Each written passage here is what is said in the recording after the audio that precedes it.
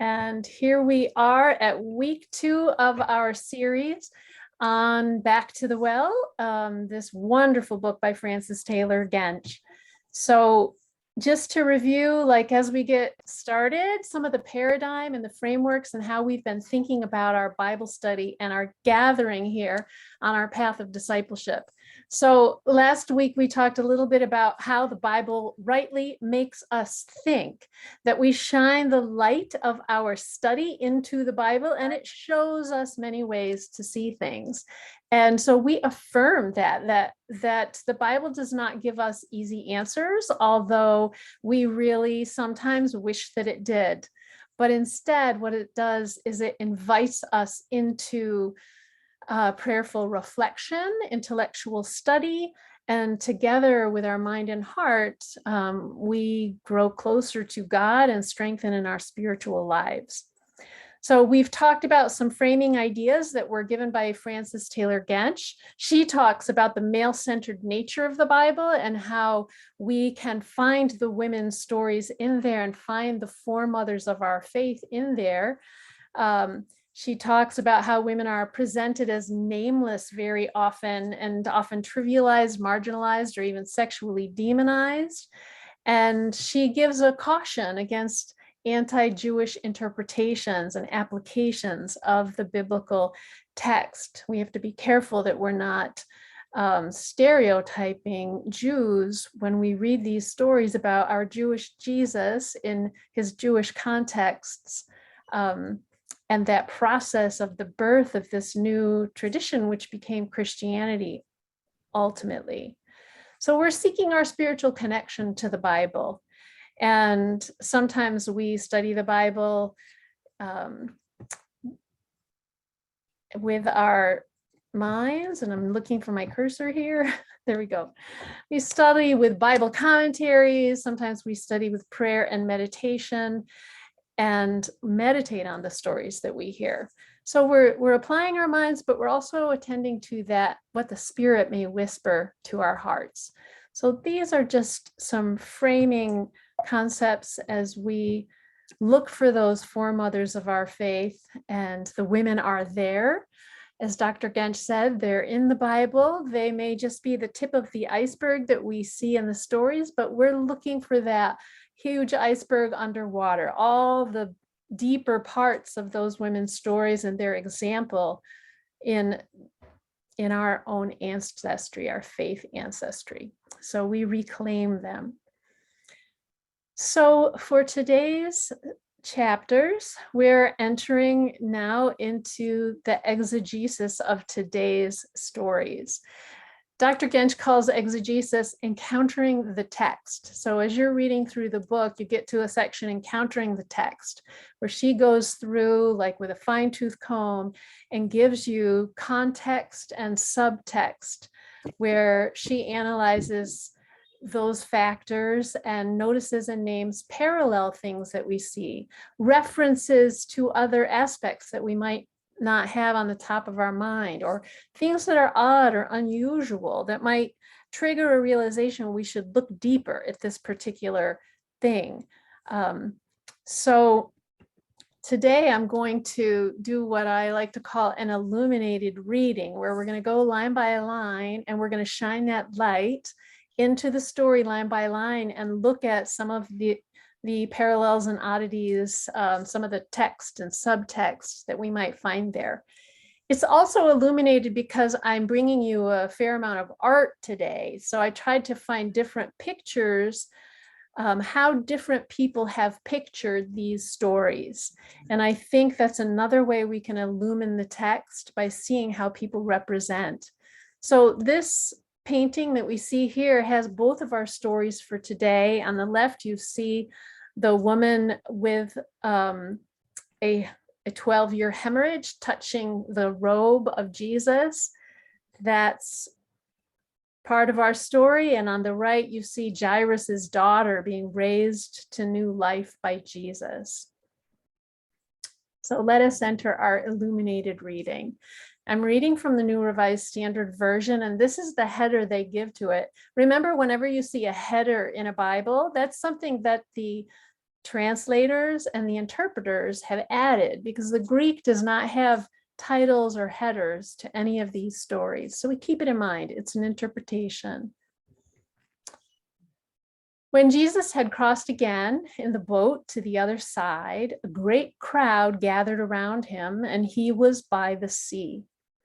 So in this line, we see that Jesus is coming from the Gentile side of the lake, the region of the Gerasenes, where he's been doing his ministry.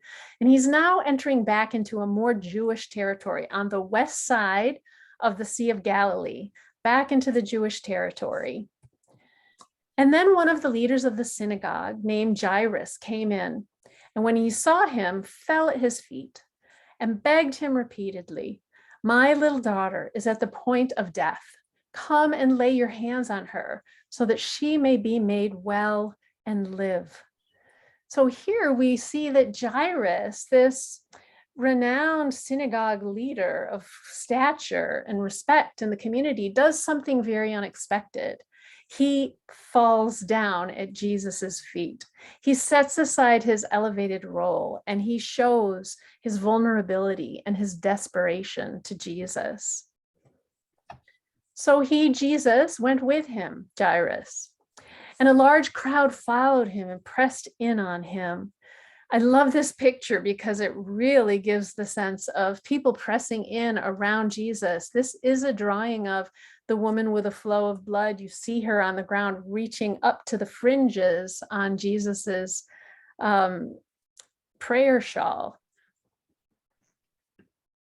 And Jesus answers Jairus's request. So the people are crowding in, and what are they wanting? Are they wanting attention? Are they wanting healing? Are they wanting to be close to the famous healer? This begins to set the scene for the interruption in the story that's about to come. And different paintings that you'll see as we go through emphasize different aspects of the story. And we do the same thing when we're interpreting the story, when we're praying about the story. Different aspects speak to us differently at different times. Different aspects leap out at us at different times. So in this painting, what leaps out is the crowded nature of all the crowds being around Jesus. It makes that little detail into something big, something that we could reflect on. What might that mean? How might that feel? So the narrator interrupts the story for a news flash, a second story, and gives us some background. Now, there was a woman who had been suffering from hemorrhages for 12 years.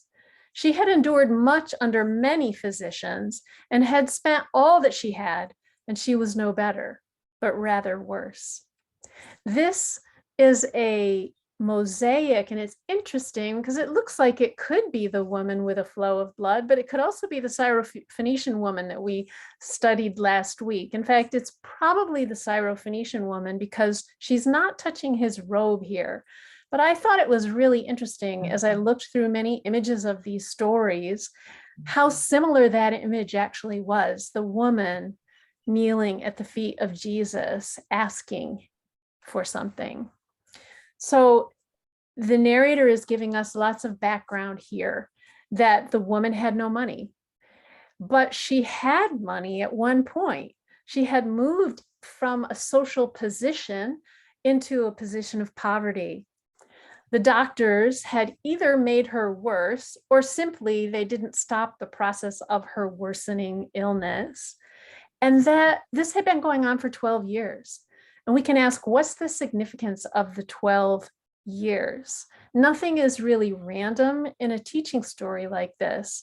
So maybe the 12 years could be something about 12 tribes of Israel. Dr. Gench throws out a few different theories, and we'll come back to some more theories a little bit later. But we see the patterns, 12, 12, 12. And we create theories about them, and we don't know for sure, but multiple things can also be true about the same detail.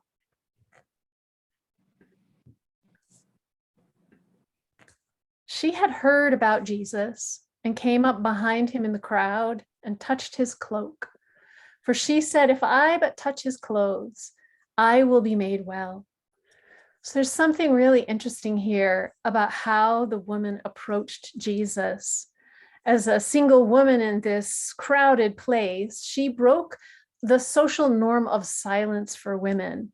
Mm-hmm. She broke the norm of being subservient, and she went for her own healing.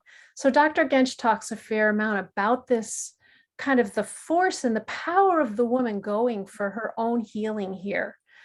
And in the scripture here, it talks about touching the clothes, but there's also touching the fringe of the clothes gets mentioned in Matthew. And here's an interesting rendition of the fringe, but probably the fringe was more the fringe of the Jewish prayer shawl. And Matthew describes it that way. So our story's in Mark, but here's a version from Matthew. Then suddenly a woman who had been suffering from hemorrhages for 12 years came up behind him and touched the fringe of his cloak. So she touched his prayer object. It's interesting to look at the comparison between the different tellings of this story. For example, in Matthew and Luke, many of those details about the woman's situation, how she had spent all her money, her relationship with the doctors, a lot of those details are left out in Matthew and Luke. And here this detail about the fringe is added. So back to Mark now.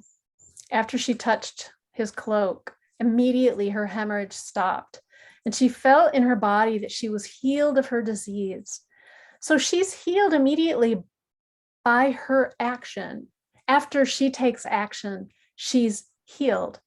And we can compare that to Matthew, where Jesus turned and seeing her, he said, "Take heart, daughter, your faith has made you well." And then instantly she was healed. The woman was made well. So it's interesting to compare these two tellings of the story, that the woman by her action could seek and achieve her healing in relationship to Jesus, in relationship to his power. But it's something to pray about and meditate on, these different ways that we might approach Jesus. And that Jesus's power was active even without him speaking the word that healed her in Matthew's version. So normally this would be the end of a miraculous healing story, but there's more.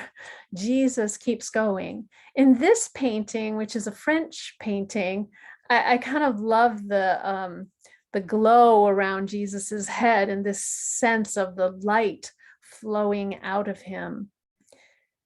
So Jesus keeps the story going. Immediately aware that power had gone forth from him, Jesus turned about in the crowd and said, "Who touched my clothes?" This picture really shows the anonymity of the woman in the crowd. It's very fascinating how this picture is painted.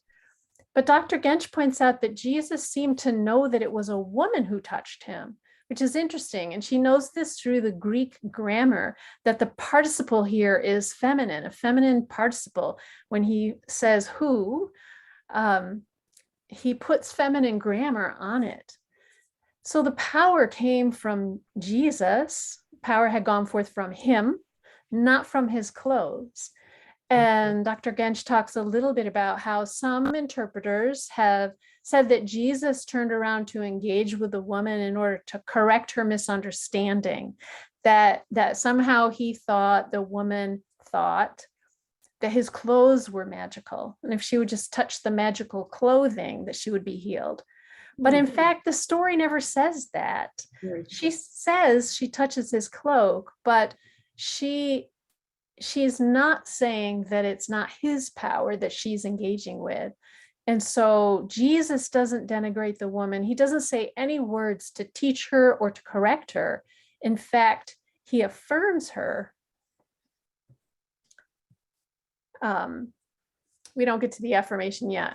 I jumped ahead there. So his disciples said to him, "You see the crowd pressing in on you. How can you say, 'Who touched me?'" And he looked around to see who had done it. But the woman, knowing what had happened to her, came in fear and trembling, fell down before him and told him the whole truth. He said to her, "Daughter, your faith has made you well. Go in peace and be healed of your disease." So his words do affirm the healing that she has already experienced in her body. But his words come after she says she knows that she was healed. And her healing here includes more than just the healing of the perpetual bleeding that she was having. Her healing here includes the fact that Jesus calls her daughter and gives her a family and a father. He calls her daughter and tells her, go in shalom, go in peace. And this word shalom has the connotation of wholeness and salvation. So go in peace, go in wholeness, go in salvation, and be healed of your disease. Dr. Gench goes into that word healed too, that has a lot of, that is in Greek, the same as the word that gets used for saved, salvation, be saved from your disease. He protects her honor by publicly claiming her and by praising her for her actions. So if there would have been anybody in the crowd condemning her for the audacity of touching him or seeking him or following him, he protects her by how he calls her daughter. And in fact, he then makes her into a model for Jairus. She becomes the model of faith.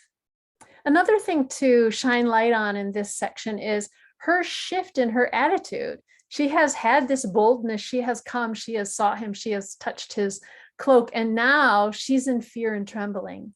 And so commentators talk about what could be the meaning of that as well.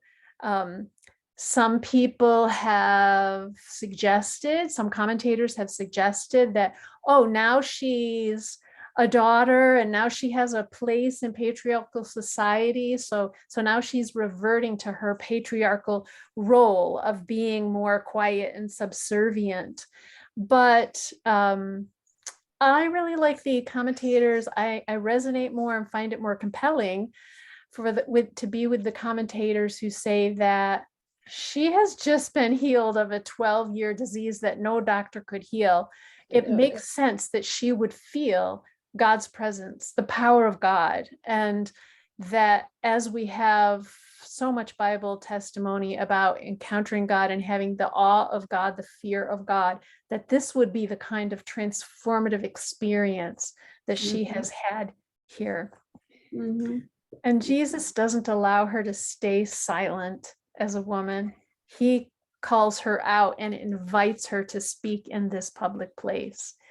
So now this is really the end of Act 1, and we move on in the story.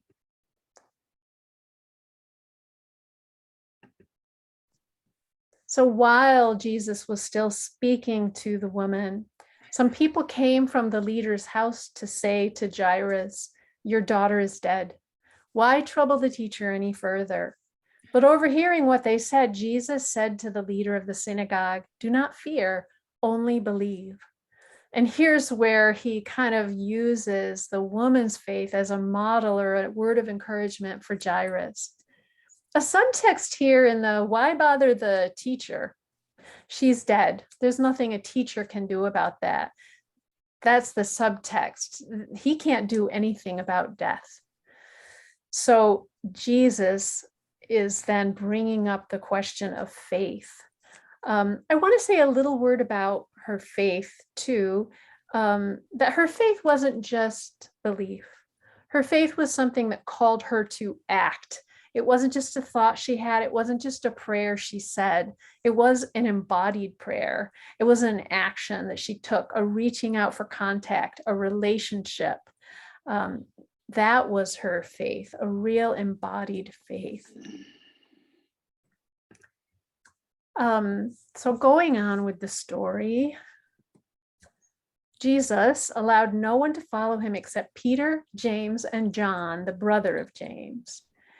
Now, Peter, James, and John are the three who are present at the transfiguration on the mountain. They're present at Gethsemane Garden with Jesus on the night of his arrest. This is a significant moment when these disciples get singled out and named. Something big is about to happen. When they came to the house of the leader of the synagogue, Jesus saw a commotion, people weeping and wailing loudly. This confirms the death of the child. And when he had entered, he said to them, "Why do you make a commotion and weep? The child is not dead, but sleeping." And they laughed at him. Mm-hmm. So this raises an interesting question about sleeping. Is this a euphemism for death? Because sometimes people would say they're asleep, but really they're dead. In Matthew and Luke, it's really emphasized that she was dead. And they don't leave the ambiguity that Mark leaves. But in Mark, it's more ambiguous. She's not dead, she's sleeping. Now, why would Jesus say that? Here are some theories. Maybe for Jesus, all death is like sleeping, because after all, he can overcome it. He can wake a person up, raise them to new life. Or maybe he downplays the death because he's about to touch a dead body and break purity codes. And we'll talk more about purity codes in a little bit. Or maybe he doesn't want the miracle to seem so miraculous. So he's downplaying his power for public reasons. The story goes on. Then Jesus put them all outside and took the child's father and mother and those who were with him and went in where the child was. And he took the child by the hand and said to her, "Talitha cum," which means, "Little girl, get up." So I wanted to compare this. Jesus in Mark, Jesus takes the people and puts them outside. Very active, like Jesus is doing it. But in Matthew, it goes passive. When the crowd had been put outside, Jesus went in and took her by the hand. Interesting to contemplate how these create different images of who Jesus is, paint different pictures. And Jesus took her by the hand. And immediately the girl got up and began to walk about. She was 12 years of age. At this, they were overcome with amazement. So here's that number 12 again. So maybe the 12 is what connects the girl with the woman. The woman was bleeding for the whole lifetime of this girl. The girl died, but Jesus brought her back to life at this age, about when she might have been entering her reproductive years. So one idea is that maybe Jesus heals both back into their capacity to create new life, just as he is also teaching about resurrection from the dead and new life in general. In our final verse, then Jesus strictly ordered them that no one should know this and told them to give her something to eat.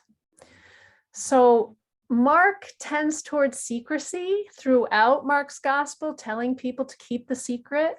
And yet he had just made this healing of the bleeding woman in public, very public, by calling her out and talking about it. So what might be the difference here? And one idea is that maybe making the woman visible was part of the healing. Bringing her voice out into the open and affirming her in community in a public way. Maybe that was part of the healing. So we're looking at a bunch of angles of vision here. Dr. Gench gives us these. We don't have time to go through all of these. I do want to touch briefly on purity regulations because it's so often lifted up. So purity regulations, she talks about how Christians often misconstrue purity regulations as primarily mechanisms for maintaining social injustice. So she quotes from a number of scholars who question this, who point out that impurity is not sin and impurity is not prohibited, that people will contract impurity as they fulfill the routine commandments of the Torah, such as having marital intercourse, giving birth, and burying the dead. These are things that all people do, and they're not sinful things. These are things that the Torah commands. And the remedy for impurity is purification. It's not forgiveness. So really emphasizing that impurity is not sin. Impurity is also not, purity and impurity don't correspond to particular social classes. So it's not that it's saying wealthy classes are more pure and more impoverished classes are less pure. It's not saying that. It was a fact of life for all people: death, birth, menstruation, sex, all these things of life. It happens to everybody. Impurity was also gender blind. Menstrual blood and semen are both impure. So impurity in daily life, not a sin. But purity was required to enter into the temple. So the purity rules were about creating a sacred space and having a kind of purity there. So even if Jesus touched a bleeding woman or a dead child, he was still a 4-day journey away from the temple. So this could be another explanation of how the purity considerations might be related to this story. And these stories don't mention purity or impurity, being clean or unclean. There are other stories in Mark that do.